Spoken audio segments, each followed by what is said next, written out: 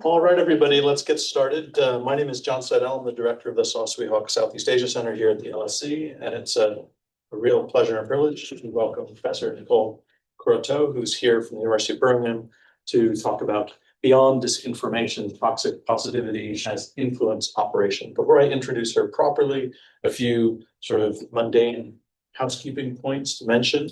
For those of you joining us online, we will give you a chance, along with people in the room, to pose questions to Professor Croteau after her presentation. So please post your questions in the Q&A function on Zoom with your name, your affiliation, your location, and the question rather than a long-winded, incoherent form. We are on social media. So in particular, we're on LinkedIn, Instagram. We have events on YouTube, and this, I believe, will be recorded and available on YouTube. So if you want to tweet or otherwise, sort of flag us, do so at hashtag SEAC. And those of you who aren't on social media, if you want to just think telepathically, convey good thoughts, or the old-fashioned way, and great shampoo commercial, I tell two friends, they tell two friends. Any which way, we're grateful for your support. I should also mention this event is being recorded, so behave accordingly.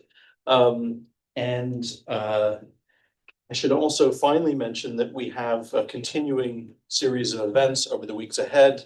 We will be taking the reading week, but next week we have a talk by Dr. Farhana Rahman of the University of Cambridge, talking about her books, or launching her book, After the Exodus, Gender and Belonging in Bangladesh's Rohingya refugee camps, her recently published book under the title.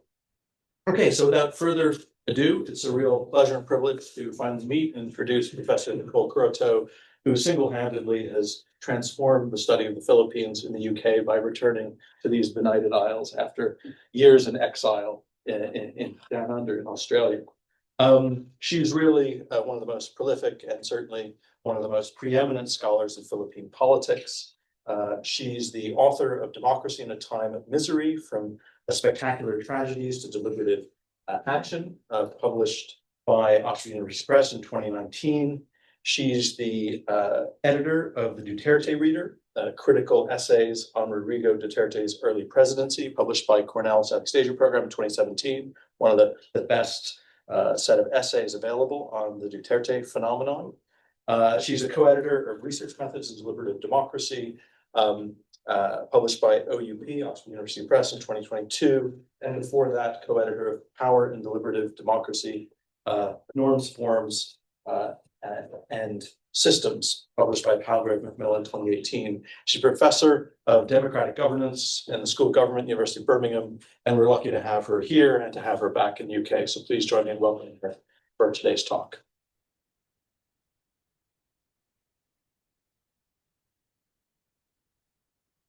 All right, good afternoon, everybody, and thank you to John and Petra for the invitation to be here with you today. So I'd like to start my talk by giving the context of my presentation. So this presentation is actually part of a wider project on how digital practices harm or support the political project of building a deliberative democracy. So my work is inherently normative. So for the past 15 years, I've been thinking about how we can build a polity that makes collective decisions based on inclusive, reflective, and informed discussion. So obviously reality is so far from that normative ideal, which is exactly why we need to find ways in which we can approximate that normative ideal in the real world. And the focus of my research is how we can build the public sphere in the age of the broligarchy. So we know what broligarchy is, right? It's our public sphere being controlled mostly by men who run these tech platforms. So my normative theorizing is inspired by the context of the Philippines. And in the past few years, I've been co-publishing articles about digital practices, such as conspiracy theories in the context of the Philippines. That's the Taliano Gold conspiracy theory. The use of TikTok for peace building, the use of streaming platforms to draw attention to the life stories of victims of Duterte's drug war. And today is maybe one of the last few articles on the theme of digital practices in the Philippines, which is toxic positivity. So the main objective of all these cases is to theorize what it is exactly about these digital practices that harms or supports the deliberative democratic project. So my presentation today is based on a co-authored journal article with my colleague at Australian National University, Ross Tapsell. This is now in the revise and resubmit version, and we've submitted that R&R a few months ago. So if you're one of the reviewers, may God bless. All right, so let's get started. This afternoon, I want to talk about political comebacks. In particular, the comebacks of leaders who many observers assumed were politically finished. And these are figures associated with authoritarianism, repression, and violence. And these are figures who return to power not narrowly or controversially, but through decisive electoral victories. The two cases I'll focus on are the Philippines and Indonesia. I will need tech support, unfortunately.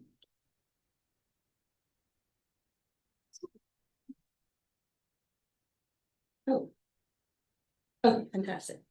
All right, so the two cases I'll focus on are the Philippines and Indonesia. In 2022, Ferdinand Marcos Jr. won the Philippine presidency by a landslide. In 2024, Prabowo Subianto won the Indonesian presidency outright in the first round after losing the presidency twice before. If you read much of the commentary around these outcomes, they're usually explained using the lens of disinformation. And the story goes this way. The voters were misled, histories were rewritten online, and digital platforms were weaponized to spread falsehoods. And I want to be clear from the outset, yes, disinformation matters. Historical revisionism, propaganda networks, platform manipulation, these are all real, and they are politically consequential. But what I want to suggest is that if we rely too heavily on disinformation as our main explanatory lens, we miss something crucial about how these campaigns actually worked and why they resonated so strongly with voters. And what we miss is that these victories were not primarily driven by lies, but by affect, by mood, or what we call vibes, by participation of everyday people, by what often looks at first glance like harmless positivity. So the core argument I want to make is that these political comebacks were powered less by disinformation and more by influence operations, and in particular, a form of influence operation that we call toxic positivity. And toxic positivity, I argue, poses a serious threat to democratic deliberation precisely because it does not look like a threat. So let me start by explaining why we should move away from disinformation as our central framework. So since 2016, disinformation has become the dominant explanation for democratic disruption. It features prominently in global risk reports. If I'm not mistaken, one global risk report identified disinformation as the first, if not the second biggest threat, just right after climate disasters. It's very prominent in donor and aid agencies' agendas, civil society intervention, and regulatory debates. And the underlying assumption here is that if we could fix the information problem through fact-checking, through platform regulation, and media literacy campaigns, then democratic politics would stabilize, or they will become resilient, to use one of the trendier academic terms today. So this diagnosis is actually very appealing. It's appealing because it's actionable, right? It places the problem squarely on algorithms, on foreign actors, on shadowy networks of online manipulators. It also places blame on voters who are too naive or too illiterate to discern fact from fiction. But actually, a review of the academic literature suggests that academics have actually been a bit more cautious when it comes to the frame of disinformation. There's a growing body of work that suggests that disinformation tends to amplify existing orientations rather than create them. Other factors such as trust, resentment, identity, and affect often do more explanatory work. And when we shift our attention to the global south, the limits of disinformation, of the disinformation frame actually becomes more apparent. So in many contexts in the global south, information does not circulate primarily through legacy media or professional journalism, but through kinship networks, religious infrastructures, fandom cultures, and influencer economies. So trust is relational rather than institutional. And content resonates not because it is factually accurate, but because it feels familiar, it feels emotionally right, and they're socially embedded. So instead of asking only whether something is true or false, we need to ask why it feels compelling and why it invites participation from everyday people and why it fits so seamlessly in everyday digital life. And this is where the concept of influence operations become useful. Influence operations, we argue, offer a wider frame. It refers to strategic efforts to shape political outcomes by orchestrating attention, emotion, and participation across platform ecosystems. Influence operations do not solely rely on deception. They rely on visibility, emotional connection, and a sense of involvement or participation of people in the digital public sphere. And they mobilize what we call affective publics, or loosely connected groups formed around shared moods rather than shared ideologies. They exploit platform affordances, such as short form videos like TikTok, memes, live streams, and some form of parasocial intimacy, which makes political actors feel relatable in ways that journalism struggles to interrogate. What's interesting about influence operations is that they're neither illegal nor unethical.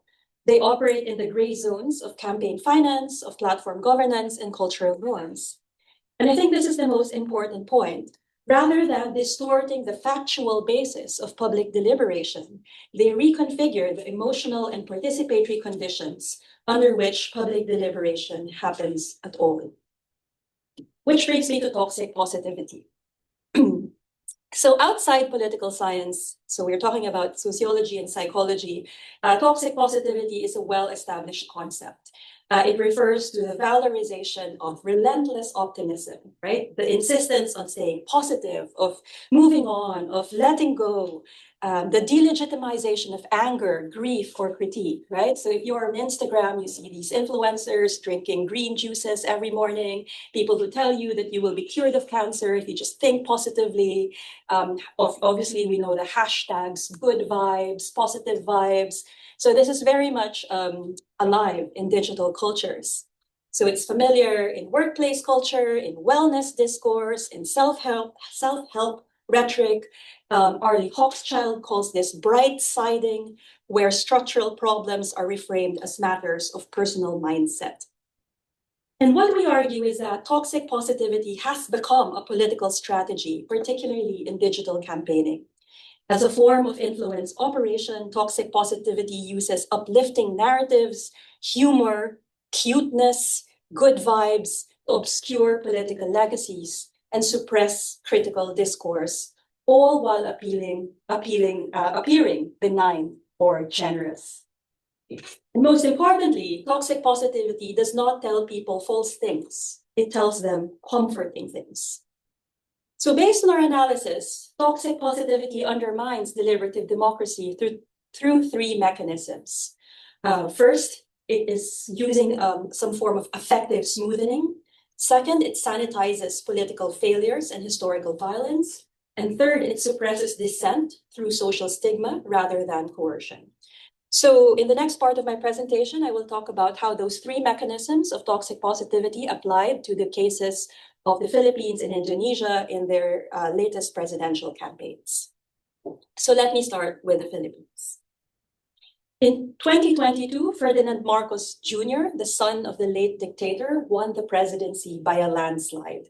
So this is a family that was ousted by a popular revolution in 1986, associated with wide-scale corruption and human rights abuses. And there are well-established explanations for his political comeback. So in the Philippine studies literature, the arguments are the political comeback is due to elite alliances, dynastic politics, historical revisionism, and coordinated propaganda. All of these matter. All of them matter. But what we observed in our fieldwork was something else is working as well. We observed a deliberate turn towards effective politics organized around positivity.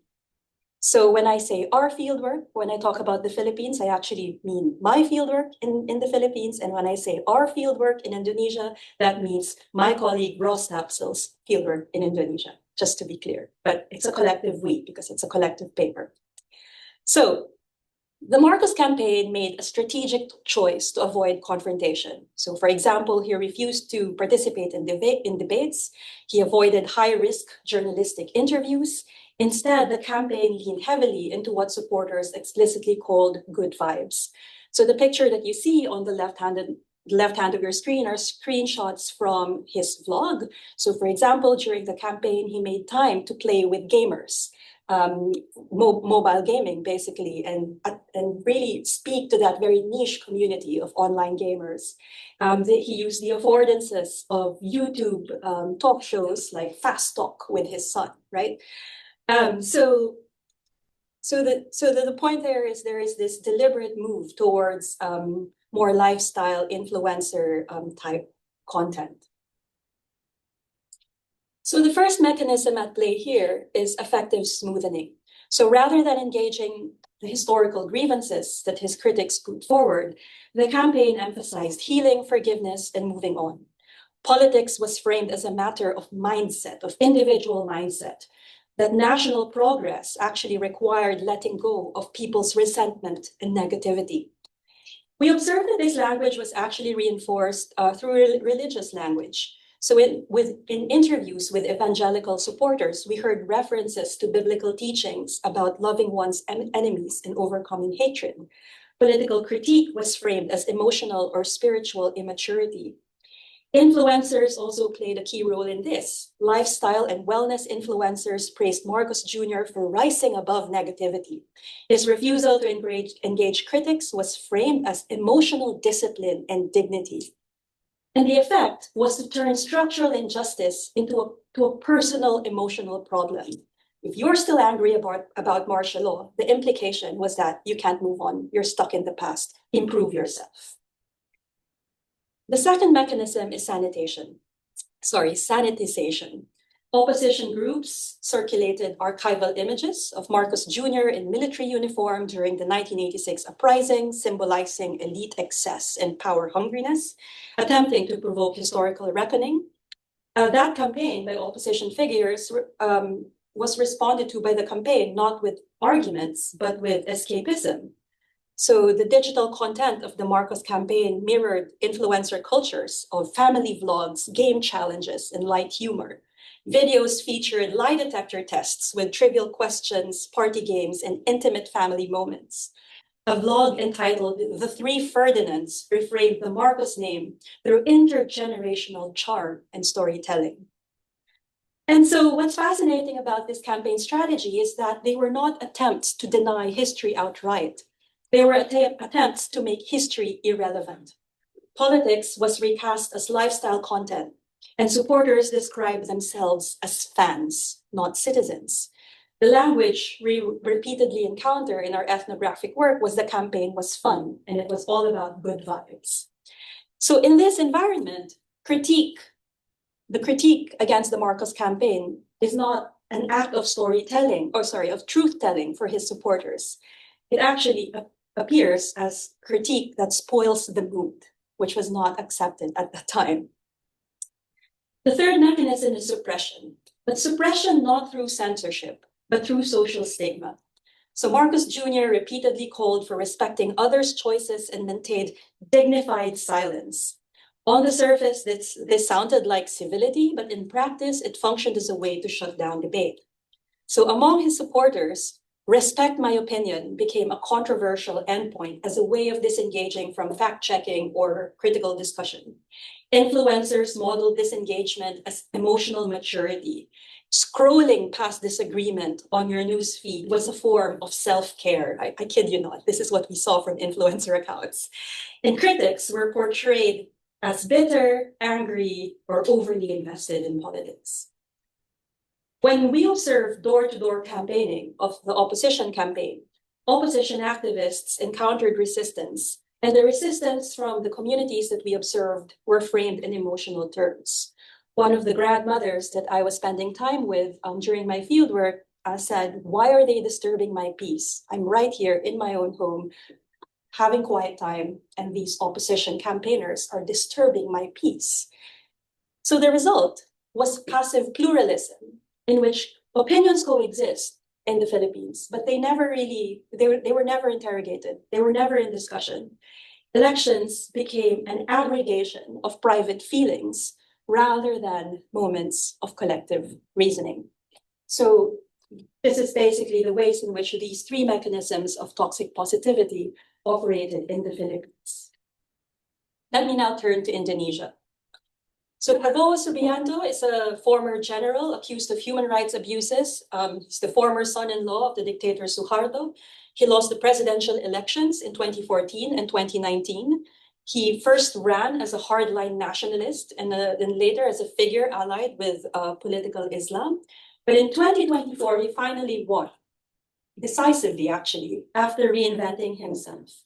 And this reinvention was known as the Gemoy campaign. In Bahasa, Gemoy roughly translates as cute or adorable. And this is manifest with these AI-generated image. So as in the Philippines, the first mechanism of toxic positivity in Indonesia was affective smoothing. Prabowo's campaign emphasized unity, gratitude, and continuity. Past polarization was framed as exhausting, and the message was also is about moving on. Where earlier campaigns relied heavily on attack-oriented buzzers, the 2024 campaign flooded social media with praise. Influencers showcased Prabowo's closeness to President Jokowi and to Jokowi's son, his running mate. Structural concerns about dynastic politics were displaced by personalized narratives of harmony. There's a striking example of a viral campaign of Prabowo's aide, known as Major Teddy, who's portrayed as gentle, family-oriented, and artistic. And there was really a deliberate attempt to soften the image of the military and reassure voters who felt uneasy voting for Prabowo because of militarization. So that was smoothened by toxic positivity. It was also sanitizing the public discourse because the campaign heavily relied on spectacle. So we saw AI-generated cartoons, choreographed dances, pop music transformed rallies into cultural events. TikTok was very central to the strategy. There's a lot of academic articles about the use of TikTok in the Indonesian elections. And survey data showed a strong correlation between TikTok use and the support for the Prabowo-Gibran ticket. At the rallies we attended, the atmosphere resembled a concert. People danced, took selfies with mascots, and bought merch. Politics became something you joined, not something you argued about. Investigative journalism critiquing Jokowi's legacy or warning about democratic backsliding struggled to gain traction in this environment. And serious critiques simply could not compete with the effective pull of cuteness. Finally, suppression was also done through affect. Prabowo avoided serious interviews and declined to engage with human rights questionnaires.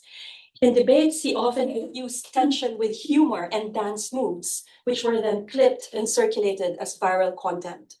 When activists released a detailed documentary alleging electoral fraud, it was dismissed as slander.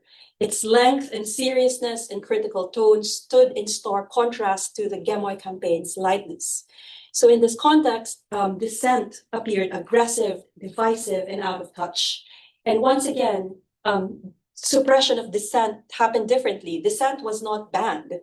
It was just socially marked as inappropriate, which is even more trouble. So across both the Philippines and Indonesia, our core point is this. The comeback of these leaders can't be explained by disinformation alone.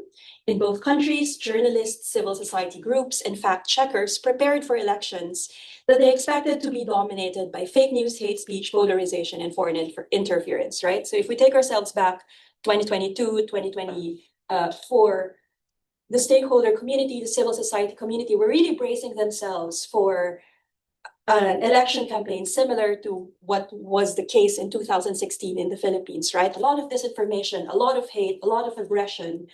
But actually, the landscape was so different. what they saw in the most recent election was, instead of aggressive disinformation, campaigns leaned heavily on toxic positivity. It wasn't about spreading lies, although some lies were indeed spread, but it was about flooding the political space with emotional uplift and feel-good narratives that made scrutiny uncomfortable or inappropriate. And you see this in both cases, right? In the Philippines, calls for unity and moving on were used to shut down discussions about martial law abuses. Critics weren't disproved, they were just dismissed as bitter, divisive, or negative. And what this did was to narrow the space for historical reckoning.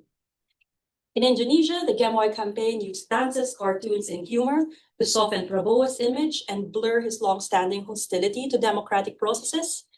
And in both countries, elections were turned into feel-good spectacles rather than moments of democratic contestation. And what's striking is that efforts to provoke deliberation, such as the documentary in Indonesia that you see on the picture, they were not welcomed as democratic contributions, right? So I mentioned a while ago on how door-to-door, house-to-house conversations in the Philippines, or this investigative documentary about electoral fraud in Indonesia, were framed as hostile, aggressive, or out of touch. They just disrupted the mood. And once critique is seen as mood spoiling, it becomes socially costly, right? It makes it very hard for people to talk about politics in their homes because they're such mood spoilers. Of course, to be clear, positive campaigning is not new. Appeals to unity, optimism, national greatness has always been part of electoral politics. But what's different here is how positivity worked in tandem with platform cultures and social norms. So when we see the platforms and the formats and the affordances that they have, they privilege emotion over argument and intimacy over accountability. But I want to underscore that power did not come from platforms alone. It came from how these messages traveled in churches, in families, neighborhoods, in fandom communities, where voting was framed as a personal feeling rather than a political judgment. And people did not just consume campaign content. They performed it, they became part of it. And in that environment, politics starts to look less like collective reasoning but more like an effective fandom.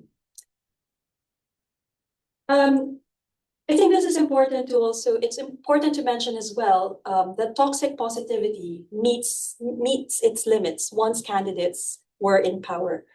So yes, toxic positivity can help win elections, but it's very bad at sustaining legitimacy. So after taking office, Prabowo quickly dropped the cuddly grandfather persona and reasserted a militaristic style of leadership. In the Philippines, Marcos Jr.'s unity coalition collapsed into open conflict, triggering mass protests and renewed polarization. So the promise of harmony did not actually hold. But this is the problem.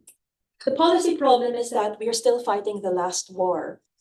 Donors and regulators remain focused on fake news and foreign interference, while influence operations like toxic positivity largely escape scrutiny. So we argue that responding to this requires more than fact-checking. It means paying attention to the emotional and relational infrastructures of politics, where critique is framed as, where we can see critique actually as to be framed as care, and where participation can be harnessed to lead to deliberation rather than disagreement. So let me just end with three brief reflections. Analytically, we argue that we need to move beyond disinformation as our default explanatory frame. Influence operations, especially effective ones, offer a more precise way of understanding contemporary political campaigning. Normatively, we argue that democracy depends on deliberation and contestation. It depends on the legitimacy of anger, of memory, of critique. And when positivity becomes compulsory, democracy becomes hollow. And methodologically, and I think this is where area studies matters deeply, these dynamics cannot be understood through platform analysis alone. They require immersion in local moral worlds, in the relational infrastructures of politics, and in the politics of everyday political reasoning. So I'll end my discussion there. Thank you for listening, and I look forward to the discussion.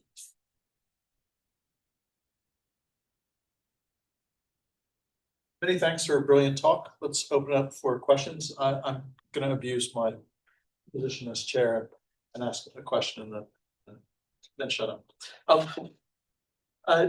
You rightly identified critiques of disinformation as the driver of so many political problems, including polarization and populism. And among the problems with disinformation as an explanation, one might say, is the kind of assumption that ordinary people and voters are stupid. They are duped, suffering from false consciousness, and that we somehow might know better. And so, there's a tradition in the study of Southeast Asia that pushes back against that. And in that spirit, I wonder if it might be worth asking to what extent and through what mechanisms one might attribute the content of what you describe in terms of these vibes, rather than the effectiveness of the flooding, that you flood something with something as really being the causally significant factor here.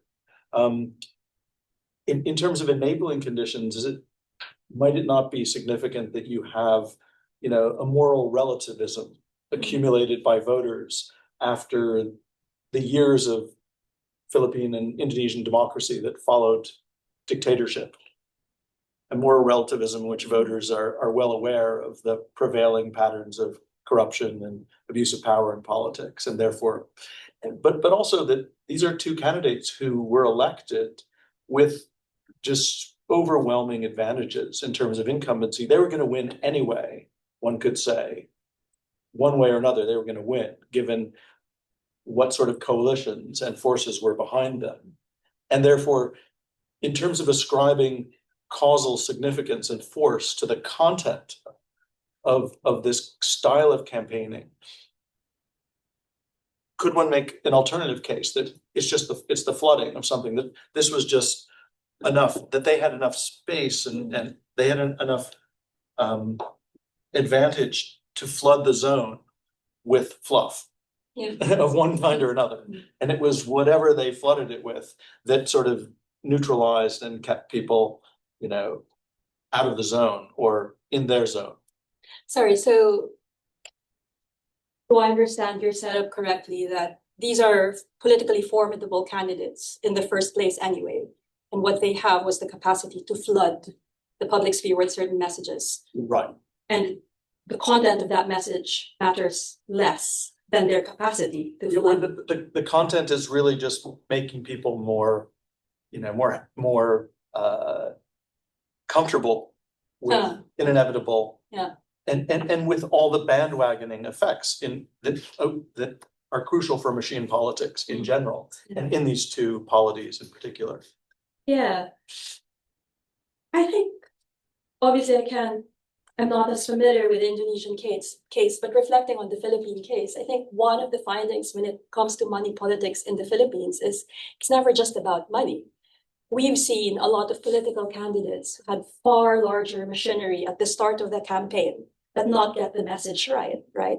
And that's when funders actually start moving to other candidates that have a more formidable story. Because if that's the case, then millionaires, billionaires should have been presidents of the Philippines forever. Duterte isn't, well, we don't know, but Duterte isn't a millionaire, at least on paper, right? That Marcos Jr. would have won anyway is not actually a foregone conclusion. I think he lost the vice presidency.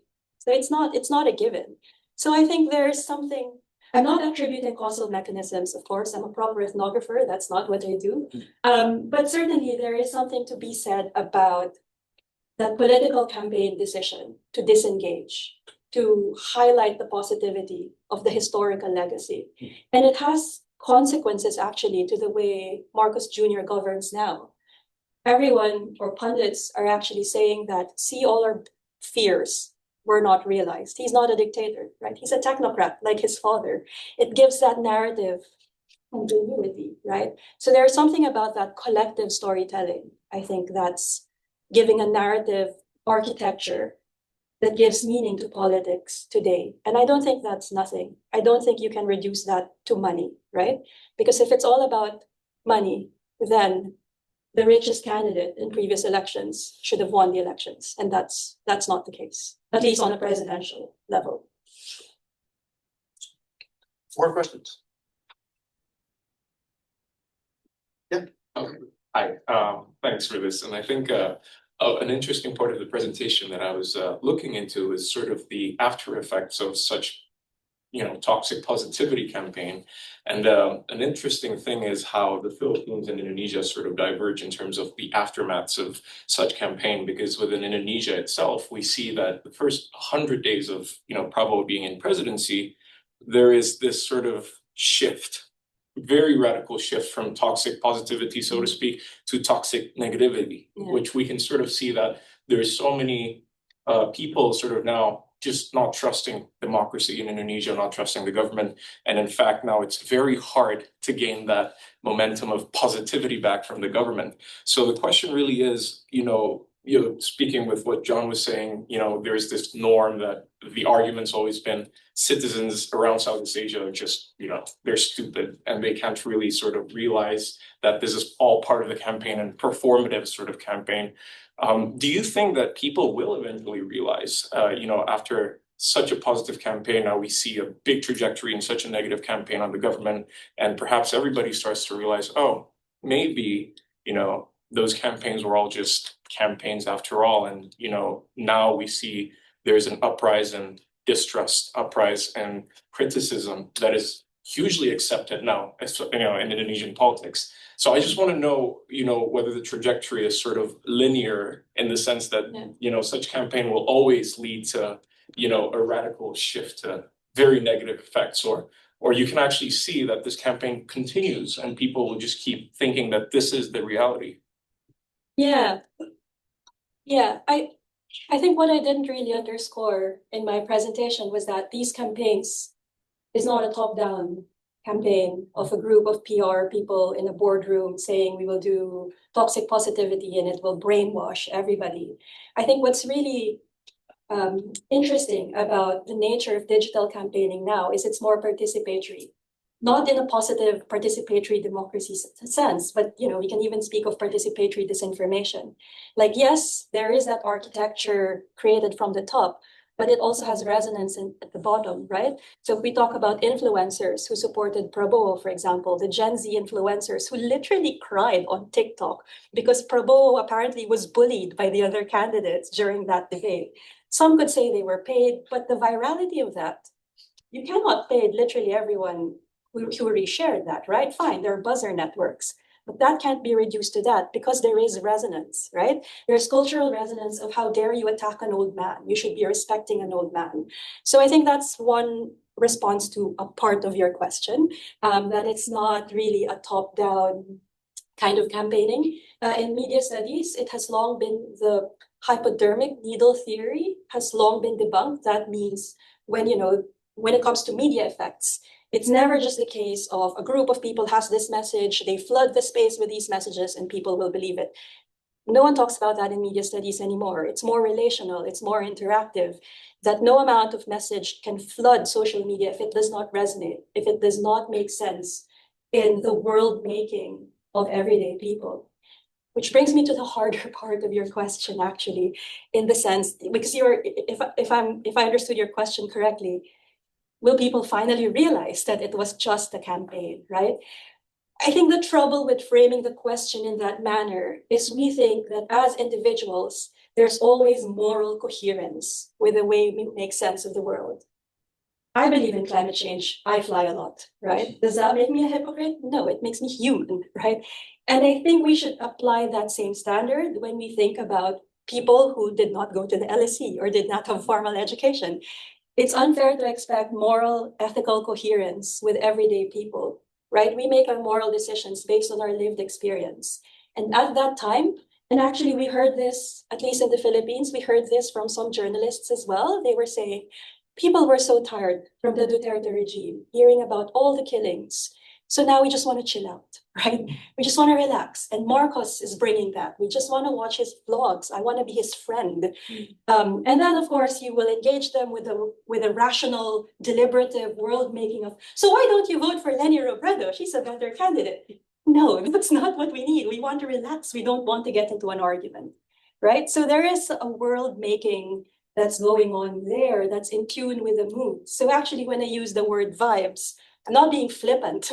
There's actually something about the concept of capturing the affective state of the electorate at a particular time that not all candidates are able to capture. And I think that's a real skill when it comes to influence operations. And you've ended kind of where my question is.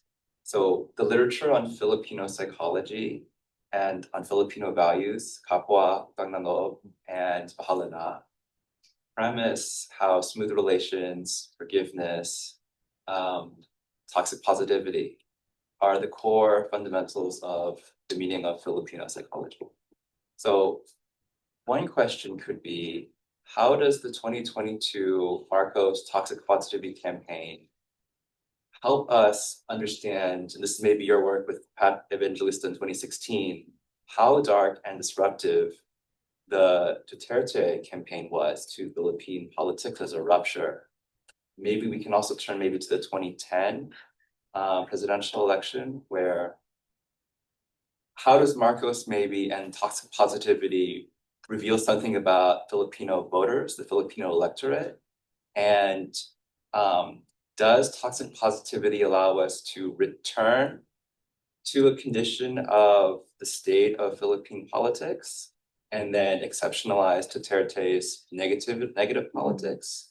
Or is there maybe another way in which we think about the 2010 election as maybe another kind of emotional affect, which causes us to think neither toxic positivity nor the killings, maybe there's a third element of emotional state, which is deep within the Filipino mind?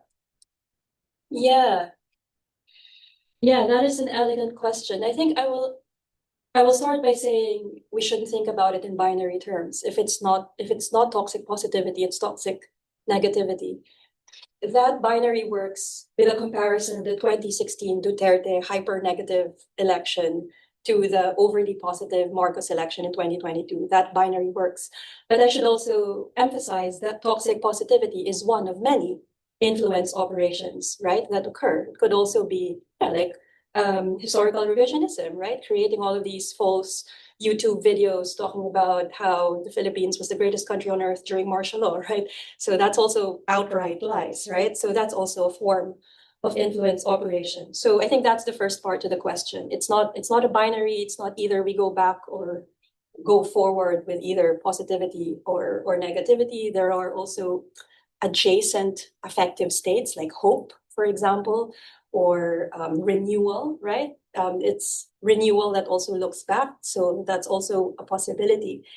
But what really caught my attention was your question about Filipino psychology, right? Because I think that's also part of the effectiveness of toxic positivity as a campaign message. It weaponizes Filipino psychology, right? And it actually is very dangerous because it's one thing to be told to shut up because the state is listening. It's another thing to be told to shut up because it's so disrespectful that you're criticizing somebody who's been good to our family, especially if you're from Ilocos Norte or Leyte, where the Marcos family are so well loved. And I think this is the reason why we need to kind of be more immersed with how these values are weighed in everyday political life, precisely because these values can be weaponized, right? So I think I'll leave it there. Question here. Thank you. I'm wondering about sort of the demographic or the generational aspect to this as well. If toxic positivity is appealing to all generations in the same way, and I'm sort of wondering both about a cutoff point in 1986, like do people who experience martial law sort of buy the argument that we shouldn't be talking about martial law anymore to the same extent as people born after the end of that, but also with the adoption of social media, like there's a very different demographic profile in the Philippines than in the UK, for instance. So it seems to me that a strategy like that would not work here. That most people, like the majority of the voting population, are not digitally native in a way where this kind of communication is sort of the norm. there's a much larger share of the voting population in the Philippines that sort of grew up with that kind of communication. I'm just wondering if that matters as well. Yeah, so I think the first thing to mention about the Philippines is that voting patterns are rarely judged according to generation, gender, class, even, or even the diaspora. Like people who work overseas are not decisive voters either. The only thing that always matters is region. Which region are you from? So that's always the wedge of voting in the Philippines. So when it comes to toxic positivity, you're right, because but actually you'll be surprised. The boomers are online, grandparents are online, and the point there is because the evolution of communications technology in the Philippines leapfrogged. Not everyone had a landline at some point. It leapfrogged to mobile phones and social media, and because social media is free, it's really the easiest form of communication, especially to boomers. So anyone who has a mobile phone would have Facebook. So I wouldn't necessarily say that that kind of affective dimension is targeted to younger, more digitally savvy generation, but that also affects old people. But that's why actually ethnographically, I always spend time with grandmothers, not because they have a lot of free time and they have a lot of stories to tell, because it's also, how do you say that? There's a social science term that escapes me, but basically it's a comparator, right? Like, is it a generational question? Is the grandmother behaving differently than the college student or the nail salon worker in her 20s? So that's why I always try to spend time with grandmothers. The articulation, I think, is different. So when I hang out with grandmothers in Tacloban City, in my field side, the way they talk about, for example, invitation to discourse by opposition member is it's disrespectful. You're invading my private space. How dare you? I'm here by myself and you're invading my private space. Whereas when I talk to a nail salon worker, sorry, this is super ethnographic, but when I talk to a nail salon worker in downtown Tacloban, the argument is, that's just so loud. It's so messy. Maingay. It's too loud. I don't wanna hear about it, right? But the reaction is the same. I don't want to hear any of these debates. You're disturbing my peace, right? So I think that's where the difference is. But political experience-wise, I think it's a digital first or mostly digital first kind of context, at least the contexts I observe. So I've got some questions. Some are from me, and there are some online. There's an online question currently one, so I'll then bring it up on the. But for my question, I was wondering. I really love the presentation, but I was wondering when you were talking about it, is this? Are we seeing this kind of more general shift in campaigning across certain Southeast Asian countries towards effect and maybe fandom? Is this a sort of a more representative, or have we seen element of sort of personalistic campaigning throughout elections, but maybe in slightly different guise, prior to these? And also I was wondering, and I don't know whether your research looked into it, but I wondered, like, who were these people hiring as their campaign managers? Like, is it this kind of new set of campaign managers that has gotten onto into the political sphere that these figures are drawing on? And I think especially, for example, in the Indonesian case, like Prabowo is quite an old chap, right? So I guess maybe that wasn't from his head, that kind of a campaign style. And then I also wondered, and it's based on something that you said before, is like, what is potentially the longevity of this toxic positivity as an effective campaign strategy? Can you see that being deployed maybe regularly at elections, or is that something that will only work at a certain point in time? So you have to have a very kind of negative period, political period, and only then, after that period has sort of passed, that can be maybe used in some way. Like, it will only have traction after people reach a certain point of maybe dissatisfaction with politics or feeling tired because of A, B, and C. Yeah, is it a general shift in campaigning? I'm not sure, although you did mention Thailand a while ago, that there are some parallelisms. Some Malaysian colleagues actually said, when you think about how Mahathir launched his comeback was also kind of, it's not exactly toxic positivity in this sense, but there's also like an erasure of what he's done previously in the country, but portrayed himself as a national savior. So yeah, I hesitate to say it's a general pattern, although I do see the point about more personalistic campaigning, not just happening in the global south, but obviously in the global north as well. Who are they hiring as campaign managers? This is a very good question, because the argument that we put forward with my collaborators in the Philippines, particularly Jonathan Corpus Ong, is that when we talk about disinformation in the Philippines, there's always an emphasis on disparaging the paid trolls, right? The trolls for hire. There's always the disparaging discussion on keyboard warriors or shaming influencers who are promoting Duterte. So our eyes are on them. But actually, the chief architects of disinformation are hiding in plain sight. They are your legitimate PR companies who are subcontracting that campaigning to shadowy networks of disinformation and influence operations. So let's not name names of what these companies are, but think about your elite campaigning company that has a headquarters in the central business district, right? Like people who go with your aunties in Bonifacio Global City. So the point is they keep this respectability. Like, you know, they are proper advertising people. But of course, there's the attention is then shifted to the influencers because they are more visible. Can toxic positivity be deployed regularly during elections? I think toxic positivity, at least in this presentation, is a snapshot at a particular point in time. It captured a certain mood, and political moods change, right? So we don't know what the mood will be in subsequent elections and in other countries. But what I would say is that it's worth monitoring influencer cultures and which parts of influencer cultures campaign can latch on, right? Incidentally, in this case, the influencer culture that's very popular in the Philippines, perhaps in Indonesia as well, is this, this good vibes, toxic positivity kind of, very individualized way of engaging with social injustice, right? So I'm not sure if other cultures, maybe in other cultures that doesn't resonate as much. But the point is, it's important to be attuned to these influencer cultures that are now shaping the way we experience the digital public sphere. Thank you. Sorry, I'm just getting people to actually post it into the Q&A rather than the chat, but I will be able to get them. And the questions are now actually coming through, so there's more than the one. Okay.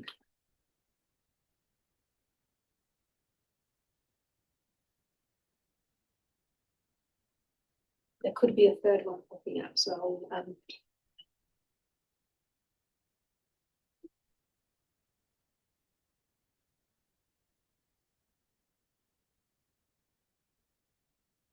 you going to read them out, or would you like me to do that? Yeah. Okay, so thank you for an insightful presentation. That's by Andrew Tang. He's a master's student here at LSE. I find it interesting that such a tactic of positivity won, given the mainstream view, fear-mongering can be quite effective in rallying emotions. I wanted to ask why you think this works so well in the Philippines. You mentioned religion and church in the Philippines, and I was wondering if region and nation-specific norms and networks make positivity a more effective strategy in some places than others. Yeah, I think we covered the first part of the question about fear-mongering. So the second question about religion actually is very interesting, because religious justifications, not only for toxic positivity, but also the negativity that underpinned the Duterte campaign was also justified in religious terms. This is not my research. These are colleagues' research from the Philippines, particularly Jail Cornelio and Aaron Medina. And they found this kind of evangelical thinking of looking back at the Old Testament to justify the retributive, right? The punishment-oriented aspect of the Duterte campaign resonated with the Old Testament kind of appreciation of religion. And then when I wouldn't say interview, and I had a conversation with some evangelicals, they were quoting Bible quotes as if I know what they are. It's like, isn't it Luke 5:11? I'm making that up. But isn't that Luke 5:11? And I'm like, What? Love your neighbor, sorry, love your enemies. Da, da, da. So it's part of the everyday psyche, right? That some of these practices can be justified in religious terms. And I think the puzzle here, because I'm not a sociologist of religion, but some colleagues are actually thinking about this, how does this affect the power of the Roman Catholic Church in the Philippines, considering the Roman Catholic Church has been very upfront, or at least clear, with their disapproval with Duterte and Marcos. Of course, the church is not a monolithic institution. Different bishops have different views. But I think it's fascinating how religious teachings can be used as justification for various political campaigns, whether that's positivity or negativity. So we've got another question from Joe Anding from Luminate, based in KL. The question is, how does this phenomenon of toxic positivity connect with the assertion that algorithms prioritize sensational and negative news, preying on people's instinctive fight or flight response? How did such content achieve vitality given the presumed algorithmic bias towards negativity?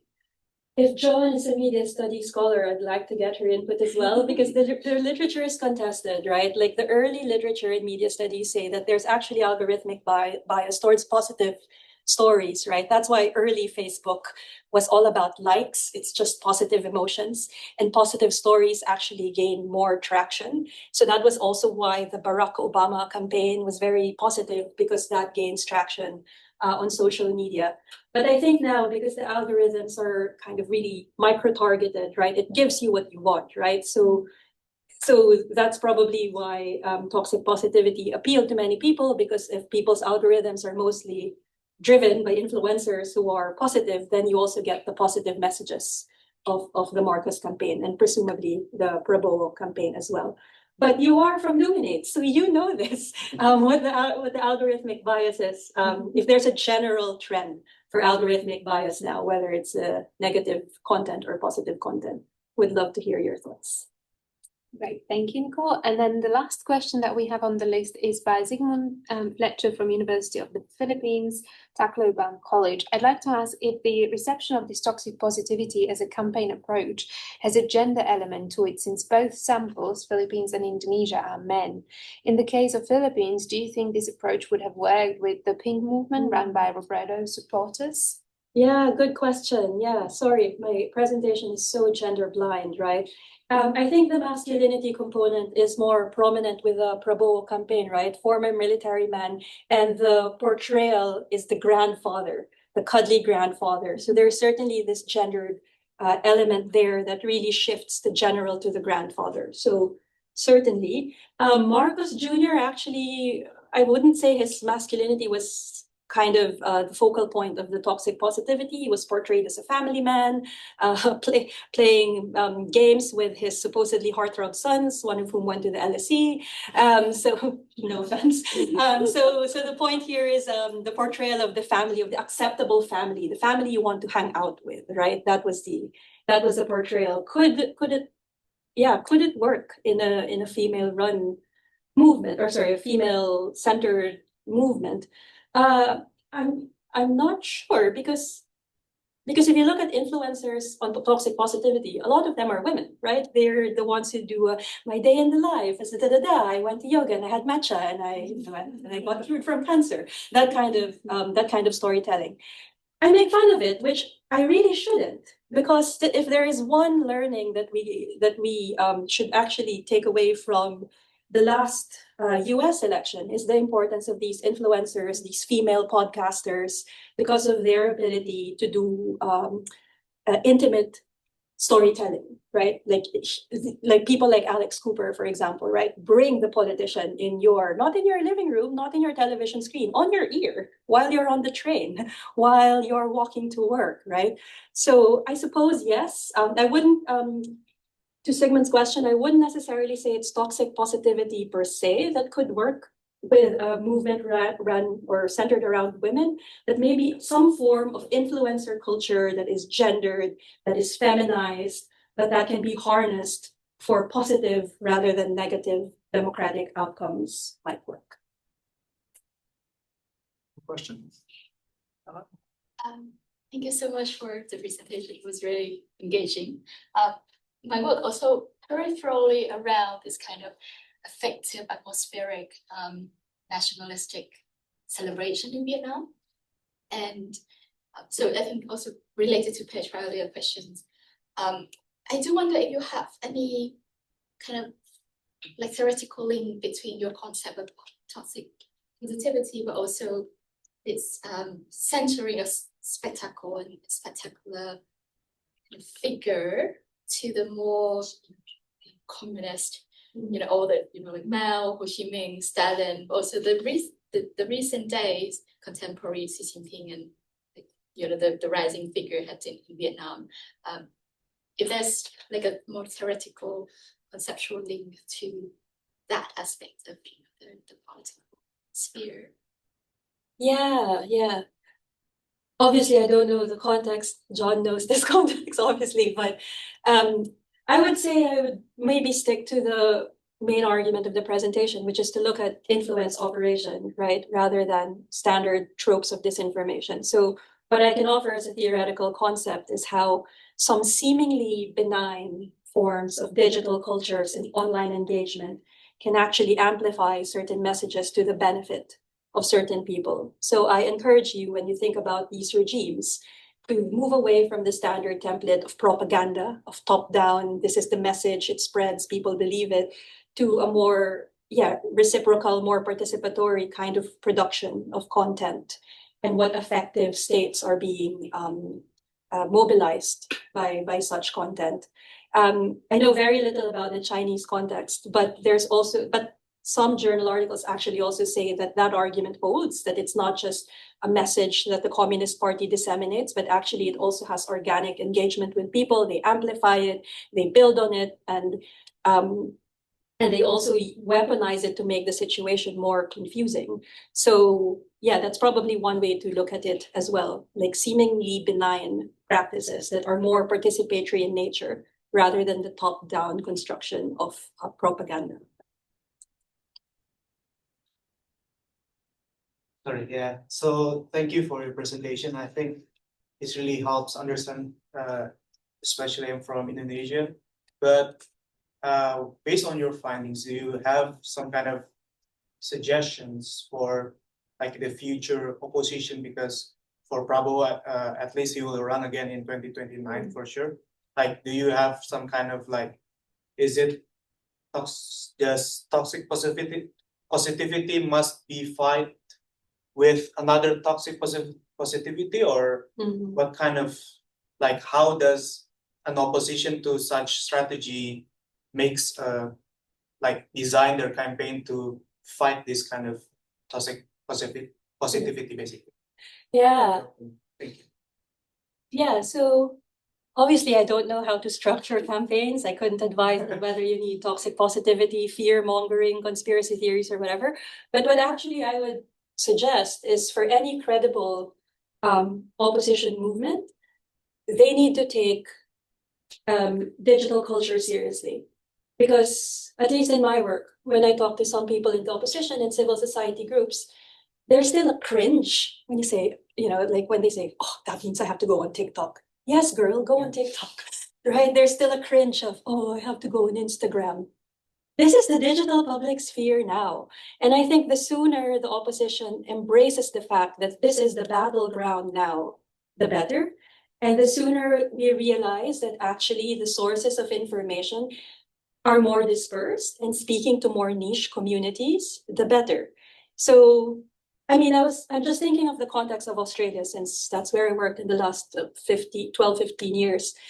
So for example, one of the first innovations that the Labour government in Australia did was to invite influencers to cover the budget. The budget, when they present the budget. And a lot of legacy media, a lot of journalists were like, why are there influencers here? That woman is talking about her hookups, right? Why is she here covering the budget? Well, she's there covering the budget because she's explaining to people who care about her hookups to know what policies for young women are in the budget. right?